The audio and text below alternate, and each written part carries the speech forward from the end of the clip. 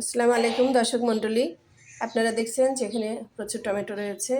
এগুলো আমি অর্গানিক পদ্ধতিতে চাষ করেছি। এখানে চেরি টমেটো আছে। আর যারা বলে যে কীটনাশক ছাড়া কোনো রকম চাষাবাদ করা যায় না, পেস্টিসাইড লাগে, রাসায়নিক সার ছাড়া, আমি তাদের ধারণা ভুল প্রমাণ করছি। আমার জৈব চাষাবাদের সিক্রেট হচ্ছে এই যে আমার সব রান্নাঘরের জিনিস, এখানে অন্য কিছুই না। রান্নাঘর দেখো এখানে কত পোকা হয়েছে। এগুলো মাঝে মাঝে খুলে রাখি, পাখিরা এসে খায়, পাখিদের খাবার। কারণ আমার তো মুরগি নাই, এখানে বিভিন্ন রকম পোকা হয়েছে, পাখিরা খায়, বড় বড় ব্ল্যাক মথ, খুলেও রাখি। এখন এখান থেকে আমি আরেকটা, এটা ড্রামও ভরা, এখানে যে লিকুইড বের হচ্ছে,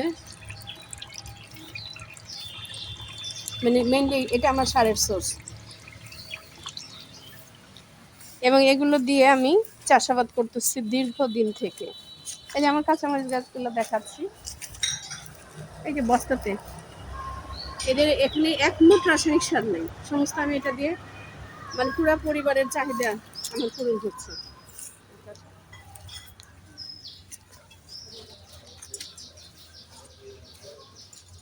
এই সার দিয়ে এই যে বস্তাতে আমার গাছের চেহারা দেখো কত সুন্দর। এখানে আমি যে চিচিঙ্গার গাছ করেছি, তারপরে যে শশা গাছগুলো উঠতেছে, উঠাই দিচ্ছি আমি এই জাস্ট বস্তাতে। এবার গেলে দেখো এই যে বস্তাতে আমি ক্যাপসিকাম হয়ে আছে, ওই যে রাসায়নিক সার। এটার মানে টেস্ট এবং সেন্ট অনেক ভালো। আমি ক্যাপসিকাম এমনি খেতে পারি না, ওই ইয়েটা রাসায়নিক সার দাও। এই যে বস্তাতে আমার বেগুনগুলো হয়ে আছে, বিশাল সাইজের বেগুন। এত বেগুন হয়েছে যে আমি খেয়ে শেষ করতে পারতেছি না, মানে উঠানো হচ্ছে না, এগুলো এখন বুড়ো হয়ে যাচ্ছে।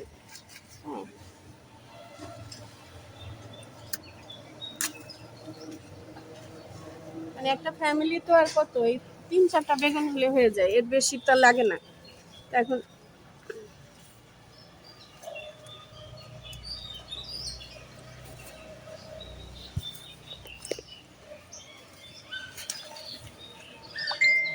এই যে আমার মরিচ গাছ,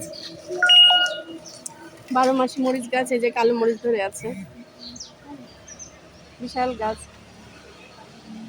প্রত্যেকটা জিনিসই মাশাআল্লাহ। এই যে এগুলো সব বস্তাতে, এবং এই সার হচ্ছে আমার লিকুইড সার, আর কোনো সার নেই এখানে, আমার আর কোনো সার নাই। এই যে আমার বরবটি গাছগুলো উঠছে, এই যে আমার বেগুন, আমি এখানে যে লতিরাজ কচু লাগিয়েছি, এই যে লতি সারা শুরু হয়েছে, নিয়ে আসো দেখাও, সাইডে আসো। এই যে আমার সব কিছু, এই যে বস্তাতে বেগুন, বস্তাতে কাঁচামরিচ সবই করছি। এই যে কত চমৎকার কাঁচামরিচ গাছ হয়েছে, না কোনো পেস্টিসাইড না কোনো কিছু লাগছে, সমস্ত হয়েছে। এবং আসলে চেরি টমেটোটা দেখাই,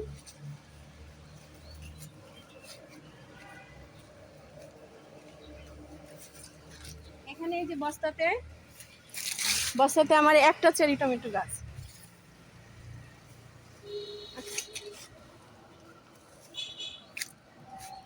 এত টমেটো হয়েছে। আর এই গাছে এখনো 1.5-2 কেজি টমেটো হয়ে আছে, এত হয়েছে। আমি গাছ কেটে ফেলছি, মানে কি বলবো, মানে অসাধারণ ফলন, অসাধারণ ফলন। এরপরে আমি শুধুমাত্র এই সার দিয়ে স্ট্রবেরি করেছিলাম, এখনো আমার স্ট্রবেরি আছে। হ্যাঁ, এখন আমার স্ট্রবেরি যে দেখেন থোকা থোকা আছে, আমার পাখি খেয়ে ফেলে, পাখি এসে ঠোকা ঠোকে খেয়ে ফেলে বাহিরে তো, কিন্তু এত ধরেছে স্ট্রবেরি, এই যে এখনো যে 2টা পাখি খেয়ে ফেলছে, শুধুমাত্র এই সার দেওয়ার ফলে। তো আমি আসলে কি বলবো, বাংলাদেশের জন্য এই সার খুব দরকার। আর এটা যদি করা যায় তাহলে আমাদের দেশের সবচেয়ে বড় কথা, রাসায়নিক সারের সাশ্রয় হবে, এ দেশের মানুষ এবং দেশ উপকৃত হবে। আসসালামু আলাইকুম।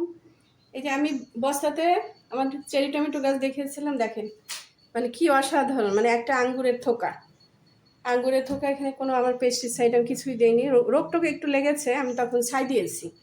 আর যেটা ছাই এবং রসুনের নির্যাস, নিম পাতা রসুনের নির্যাস দিয়ে আমি একটা পেস্টিসাইড তৈরি করে সেটা দিয়েছি। এই যে আজকে আমার বাগান থেকে তোলা জিনিস, এই ডাটাও বস্তায় করা হয়েছে। হ্যাঁ, খুব মোটা হয়নি কিন্তু এত সুস্বাদু, বস্তায় করেছি। এবং বেগুন দেখেন, আমার বেগুন খেয়ে শেষ করতে পারছি না।